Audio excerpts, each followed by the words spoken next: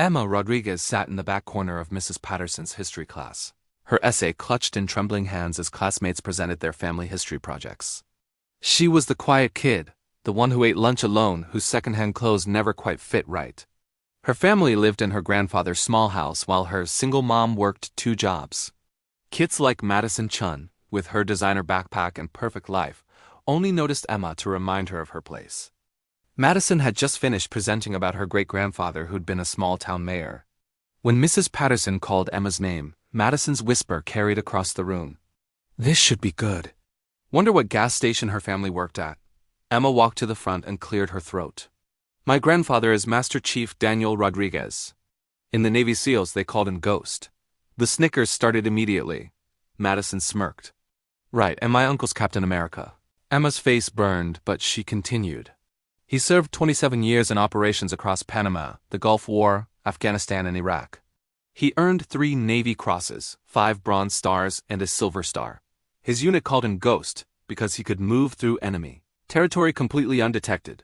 The laughter was open now. "SEALs don't just live in regular houses," Brandon Walsh called out. Mrs. Patterson tried to quiet the class, but Emma could see the doubt in her teacher's eyes too. But what none of them knew was that in exactly 10 minutes, everything was about to change. "Stay with me because what happens next is absolutely incredible," Emma finished in near silence, fighting back tears. "Maybe next time do a project on someone real," Madison said as the bell rang. Emma headed toward the library when her name came over the PA system. "Emma Rodriguez, please report to the main office." Her heart sank. She was probably in trouble for making up stories. But when Emma pushed open the office door, she froze. The small space was packed with 7 men in Navy dress uniforms, their ribbons and medals speaking of decades of service. And standing in the center was her grandfather. Master Chief Daniel Rodriguez's weathered face broke into a smile. "There's my girl." Emma rushed into his arms. "Grandpa? What are you doing here?" He squeezed her shoulder. "Your mom said you were doing a project about your old man." "Figured I'd come support you?" A massive SEAL with a beard chuckled. "And we figured Ghost's granddaughter deserved a proper honor guard. If you're getting goosebumps right now, hit that like button and subscribe because this gets even better." The principal appeared, eyes wide. "Master Chief Rodriguez, we had no idea Emma's grandfather was." "Well, we had no idea." Emma's grandfather's expression hardened. "I understand my granddaughter's presentation was met with skepticism." Another SEAL stepped forward. "The stories aren't just true, sir. They're understated. Ghost here is a living legend. There are classified missions that saved American lives he'll never talk about." Emma's grandfather looked at her. "How about we go back to your classroom? Time your classmates learned what a real SEAL looks like." The walk back felt surreal. Students poked their heads out of classrooms. Teachers stopped mid-sentence. When Emma opened the door to her history class, conversation died instantly. 30 students stared in shocked silence as 7 Navy SEALs entered the room. Mrs. Patterson stood so quickly she knocked over her coffee. "Master Chief Rodriguez?" He nodded. "Ma'am, I'm Emma's grandfather." "I heard some folks had trouble believing her story." The SEAL with the beard stepped forward. "I'm Senior Chief Mike Thompson. I served with Ghost for 15 years. Every word Emma said was true. In fact, she left out the best parts.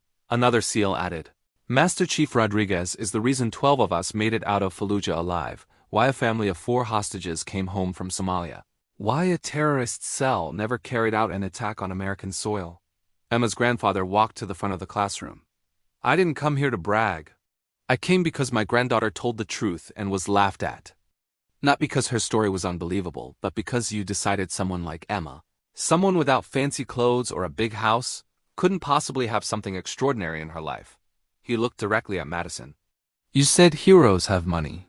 Real heroes measure their worth in lives they protect, not things they own.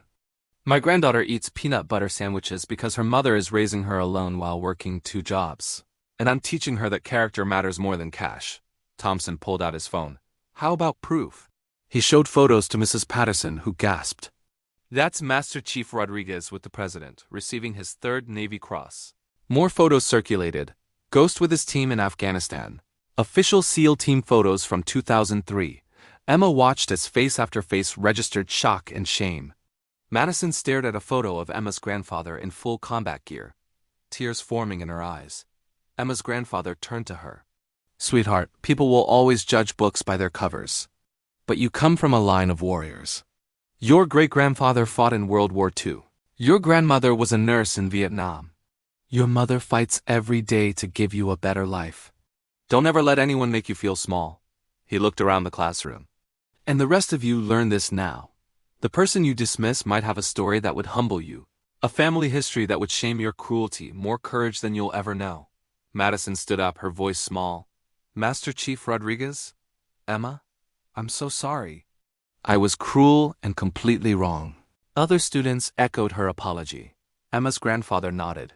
Apologies are a start, but the real test is what you do tomorrow and every day after. How you treat people when no one's watching. Before leaving, each SEAL stopped by Emma's desk, shaking her hand and giving her their unit patches. Thompson left his challenge coin. You're one of us now.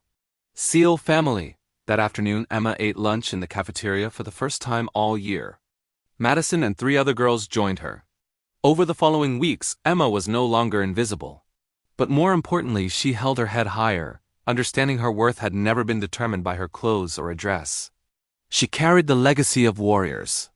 If this story reminded you that everyone has a story worth knowing, share it with someone who needs to hear that worth isn't measured by material things.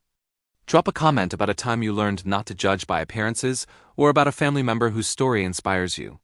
And to every kid who feels invisible or gets mocked for not having enough, remember Emma's lesson. Your value isn't in what you own, but in who you are and where you come from. Subscribe for more stories celebrating real heroes who don't need money or fame because they have honor, courage, and strength to stand up for what's right. Because a true legacy isn't measured in dollars, it's measured in the lives you touch and the courage you inspire. Emma learned that from a legend. Now you have too.